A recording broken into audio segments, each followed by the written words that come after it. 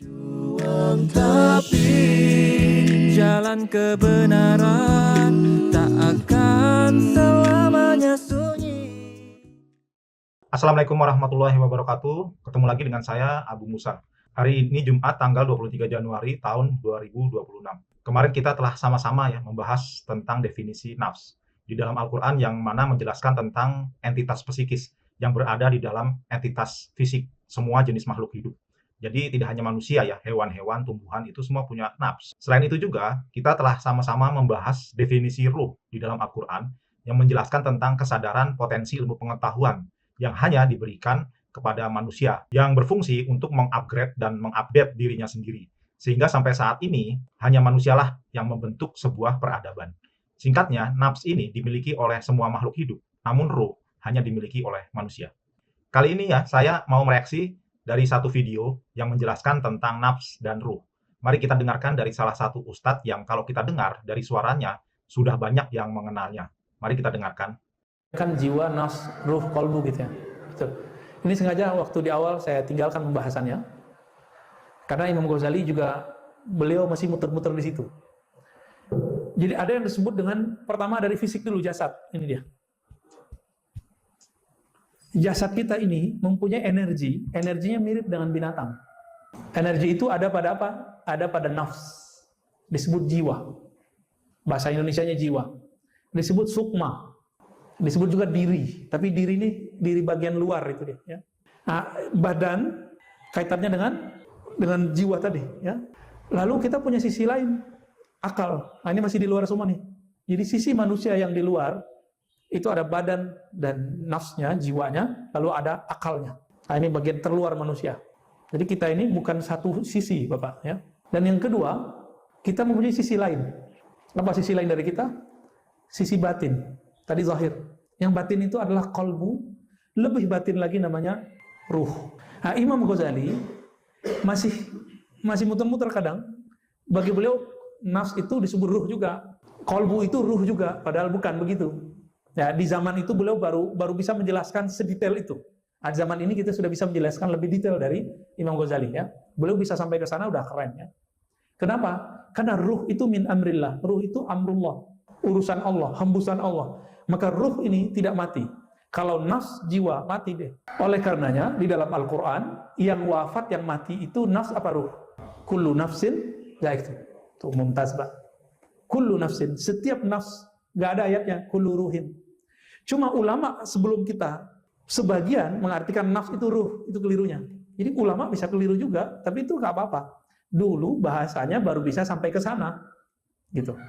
Mereka itu membahasakan nafs itu jiwa, ruh itu inti dari jiwa.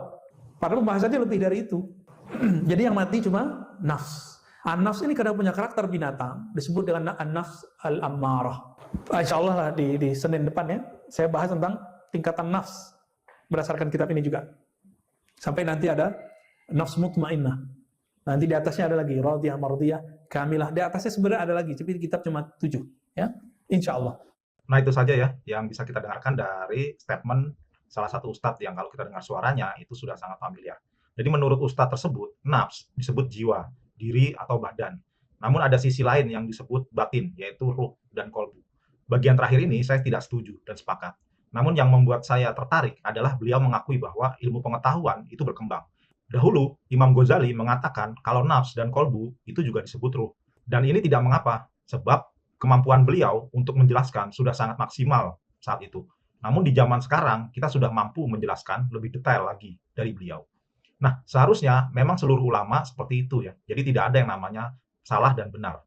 Tetap benar sesuai dengan zamannya. Jadi pengetahuan yang kita dapatkan sekarang adalah melengkapi pengetahuan ulama zaman dulu. Karena di zamannya pemahaman seperti itu sudah sangat mendekati dari kebenaran. Beliau mengatakan kalau ruh itu tidak mati. Dan yang mati itu adalah nafs. Nah, ini sudah betul ya. Lalu beliau juga mengatakan lagi kalau nafs mempunyai tingkatan. Ada yang mempunyai karakter binatang yang disebut dengan nafs amarah. Lalu naik lagi menjadi nafs lawamah. Lalu naik lagi ke nafs mutmainnah. Sayangnya, beliau tidak menjelaskan tentang ruh di video tersebut. Tapi di beberapa videonya yang beredar di YouTube tentang ruh itu, dia jelaskan oleh dirinya dengan sangat imajinatif dan ilusif. Untuk ruh nanti kita akan reaksi lagi satu video dari ustadz yang berbeda, agar dapat perspektif yang lain. Karena ustadz tersebut tidak membahas tingkatan nafs, kali ini saya ingin membahas tingkatan nafs tersebut berdasarkan Al-Quran.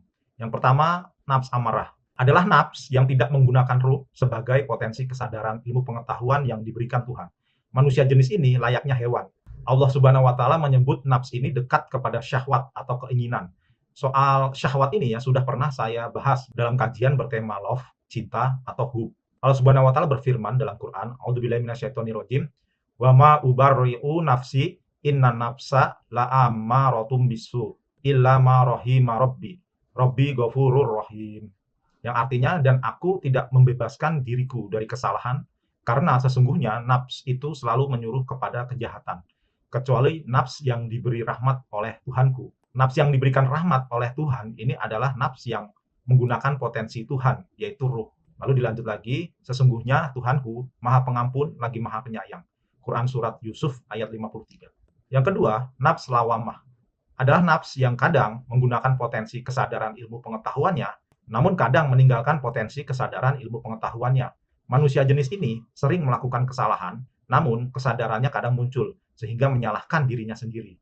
Allah Subhanahu wa Ta'ala berfirman, wala uqsimu bin nafsil lawamah, yang artinya, dan aku bersumpah dengan jiwa yang amat menyesali atau menegur dirinya sendiri. Quran Surat Qiyamah ayat 2. Dalam ayat tersebut, Allah Subhanahu wa Ta'ala bersumpah kepada nafs lawamah, yang berarti ini adalah sesuatu hal yang penting. Karena Allah tidak pernah bersumpah kepada sesuatu hal yang tidak penting. Sebab dengan nafs lawamah inilah tangga nafs berikutnya dapat dicapai. Yang ketiga, nafs mutmainnah. Adalah nafs yang tenang, sebab telah mengetahui jati dirinya, sehingga menggunakan potensi kesadaran ilmu pengetahuan yang disebut ruh itu untuk mengontrol nafs amarahnya. Manusia jenis ini telah sampai kepada kesadaran puncak, di mana jika dia berdosa kepada Allah, langsung memohon ampun. Dan apabila dia berdosa kepada sesama, langsung memperbaiki hubungan. Soal dosa ini juga telah saya bahas di tema konsep dosa. Ya. Itu ada di blog saya, islamilearn.blogspot.com. Allah Subhanahu wa Ta'ala berfirman, ya ayyatuhan nafsul mutmainnah, irji'i ila rabbika radiyatan mardiyah, wadkhuli fi ibadi wadkhulil jannati. Yang artinya, wahai jiwa yang tenang, kembalilah kepada Tuhanmu dengan hati yang puas, lagi diredoinya. Maka masuklah ke dalam kelas hamba-hambaku, dan masuklah ke dalam surgaku. Quran Surat Fajr ayat 27-30. Dalam ayat tersebut, jiwa yang tenang itu mempunyai dua syarat, yaitu harus kembali kepada Allah dengan rodiyah mardiyah. Rodiyah mardiyah, dua kata ini sebenarnya bersumber dari satu kata, yaitu ridho, yang artinya adalah berkenan dan menerima, sehingga merasa puas dan senang. Kata yang pertama, rodiyah, itu digunakan sebagai subjek, dalam hal ini manusia. Kata kedua, mardiyah, itu digunakan sebagai objek, dalam hal ini Allah. Jadi maknanya adalah hubungan timbal balik, bagaimana Allah ridho atau berkenan dan menerima terhadap perbuatan manusia. Sehingga manusia dan Allah pun itu merasa puas dan senang. Itu berarti setiap perbuatan yang dilakukan oleh manusia itu harus sejalan dengan aturan Tuhan. Sebab jika kata ridho itu hanya dimaknai sebagai berkenan dan menerima, sehingga merasa puas dan senang tanpa melibatkan Tuhan atau mardiyah, orang yang tidak beriman juga tentu dapat melakukannya. Berikut tadi ya, tingkatan nafs yang informasinya diberitahukan Allah Subhanahu wa Ta'ala dalam Al-Quran. Selanjutnya, kita akan mereaksi satu video lagi yang membahas tentang ruh dari salah satu ustadz yang tentunya sudah familiar dari suaranya. Mari kita dengarkan. Dan ruh itu sekujur tubuh kita. Semuanya ada rohnya, hidup. Sehingga didefinisikan oleh para ulama ya tadi, jismun latifun, sesuatu yang sangat lembut. Sesuatu yang sangat lembut, mustabikun bil badani, campur dengan badan. Akhirnya semua dari sendi-sendi ada rohnya. Semua dari sendi ini ada rohnya. Semuanya. Nggak ada yang tidak. Baik, ini adalah penjelasan para ulama, sebenarnya ditolak oleh keterangan Imam Bajuri berikutnya. Sudahlah, jangan banyak tanya. Yang ini sudah kamu percaya. Selesai. Kita pun sampai di situ sudah. Jangan dibahas panjang lebar lagi. Yang jelas ada roh. Di dalam diri kita ada roh. Kalau dicabut roh kita mati. Yang malaikat yang mencabut. Kalau sudah dicabut, matilah kita. Nah, itu ya video kedua yang membahas tentang ruh. Jadi menurut ustadz tersebut, ruh itu adalah sesuatu yang lembut, yang bercampur dalam badan. Namun beliau mengatakan kalau soal ruh ini adalah urusan Tuhan, berdasarkan Quran Surat Al-Isra ayat 85. A'udzubillahi minasyaitonirrajim. Wa yas'alunaka 'anir ruh, qulir ruhu min amri rabbi wa ma utitum minal ilmi illa qalila. Yang artinya, dan mereka bertanya kepadamu tentang ruh. Katakanlah ruh itu termasuk urusan Tuhan. Dan tidaklah kamu diberi pengetahuan, melainkan sedikit. Memang betul ya, kalau soal ruh itu adalah termasuk urusan Allah. Tapi si Ustadz ini lupa tampaknya ya, kalau di bagian akhir dari ayat tersebut, Allah mengatakan, dan tidaklah kamu diberi pengetahuan, melainkan sedikit. Jadi Allah memberitahukan juga apa itu ruh, walaupun sedikit. Kenapa sedikit? Karena ruh itu adalah entitas abstrak yang menyatu dengan nafs manusia. Nah, kita telah pelajarin ya dalam tema sebelumnya tentang nafs dan ruh, bahwa ruh ini adalah yang pertama penyempurna nafs. Jadi ruh itu penyempurna nafs. Yang kedua, ruh itu adalah properti Allah yang ditiupkan kepada manusia. Dan yang ketiga, ruh itu adalah mengatur segala urusan. Dalil Qur'aninya sangat jelas, saya sudah sampaikan dalam tema terdahulu. Sekarang mari kita perinci ya pada poin nomor 3, ruh adalah mengatur segala urusan. Kenapa disebut dapat mengatur segala urusan? Mari kita pakai logika dan rasionalitas kita.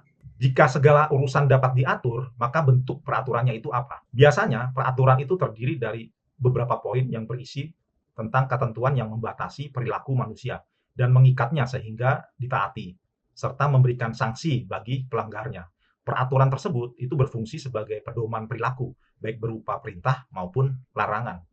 Contohnya ya, misalnya di kantor ya, peraturan di kantor. Itu yang pertama, berpakaian sopan dan rapi. Yang kedua, memakai seragam kantor. Yang ketiga, disiplin waktu. Yang keempat, meningkatkan produktivitas perusahaan. Dan lain sebagainya. Tadi ya, yang barusan saya sampaikan, itu adalah contoh peraturan yang berlaku untuk urusan dalam dunia kerja. Begitu pula ya, peraturan-peraturan lainnya yang sangat banyak sekali. Nah, apa stimulan atau pemicu yang memunculkan peraturan-peraturan itu semua yang terdapat dalam diri manusia atau nafs? Jadi tidak lain ya, adalah potensi pengetahuan. Sehingga dengan potensi pengetahuannya itu dapat membedakan mana yang benar dan mana yang salah. Oleh karena itu, Al-Quran itu juga disebut ruh, sebab Al-Quran adalah sumber dari potensi kesadaran pengetahuan yang diberikan kepada manusia. Tidak hanya aturan mana yang benar dan mana yang salah, Al-Quran juga memuat tentang pengetahuan alam semesta. Ruh yang diberikan Allah kepada manusia ini bersifat abstrak, sehingga diberitahukan kepada manusia melalui utusan-utusannya, yaitu Nabi dan Rasul. Sehingga manusia mengetahui kalau ruh ini dapat membangkitkan potensi kesadaran manusia agar hidup lebih baik lagi bagi sesama dan alam semesta.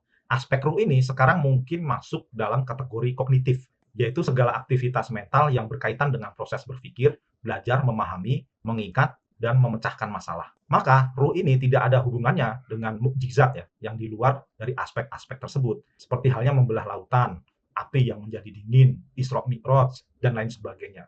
Jadi ruh sebagai kesadaran potensi pengetahuan yang tentunya erat kaitannya dengan aspek kognitif, mulai dari aktivitas berpikir, memahami, mengingat, dan memecahkan masalah yang terdapat pada diri Nabi dan Rasul. Ini misalnya ya, yang dialami oleh Nabi Ibrahim ya. Kita dapati ketika melihat kaumnya menyembah berhala.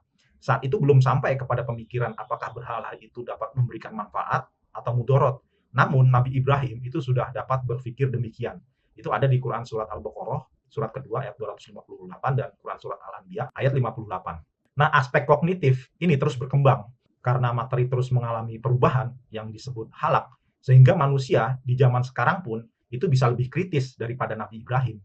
Nabi Sulaiman pun juga seperti itu ya, ketika berbicara dengan semut, itu bukan berarti Nabi Sulaiman berdialog dengan semut layaknya manusia dengan manusia, tetapi memahami cara-cara yang dipakai semut dalam memahami sesuatu. Begitu pula yang terdapat pada manusia di zaman sekarang ini yang dapat berbicara dengan anjing tanpa suara, tapi anjing tersebut mengetahui maksud manusia itu.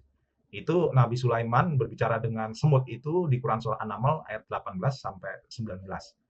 Lalu berikutnya, misalnya Nabi Daud, itu juga seperti itu ya. Bukan berarti dirinya mengalahkan Jalut yang sosoknya lebih besar dari dirinya sendiri hanya dengan satu lemparan batu. Namun cara mengalahkannya itu memakai teknik dan strategi. Begitu juga dengan cara-caranya membuat baju besi, bukan dengan tangan kosong tetapi memakai alat-alat tertentu. Hari ini pun aspek kognitif yang dilakukan oleh para nabi dan rasul itu sudah dapat dilakukan, bahkan cara pembuatannya pun itu bisa lebih canggih, yaitu dengan menggunakan mesin. Begitu pula ya apa yang dilakukan oleh Nabi Muhammad ya, yaitu sabar menghadapi umatnya yang kafir.